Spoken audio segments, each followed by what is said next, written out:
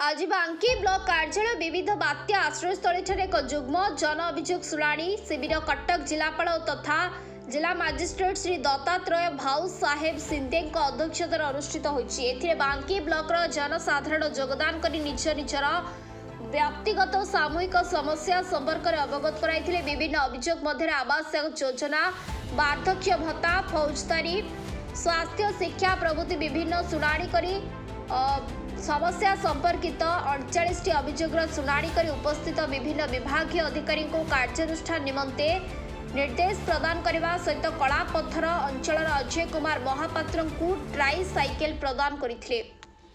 उक्त अभियोग शुणाणी शिविर में कटक ग्रामांचल आरक्षी अधीक्षक विनीत अग्रवाल, अतिरिक्त जिलापाल कमलजीत दास, मुख्य उन्नयन तथा निर्वाही अधिकारी जिला परिषद कटक प्रशांत कुमार नायक, उपजिलापाल बांकी मनस्विनी दास, उपखंड आरक्षी अधिकारी बालकृष्ण कन्नर, बांकी जिला बांकी थाना अधिकारी दिलीप कुमार मर्दराज भूया, उपखंड चिकित्सालय अधीक्षक आलोक कुमार पट्टनायक, तहसीलदार बांकी और डमपड़ा अशेष कुमार नायक, बैशाखी लेंका ए वीडियो मिता बेहेरा शिविर परिचालना करथिले।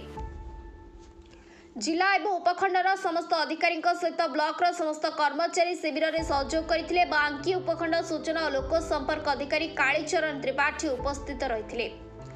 कटक बांकी मानस रंजन साहू को रिपोर्ट, संघर्ष टीवी।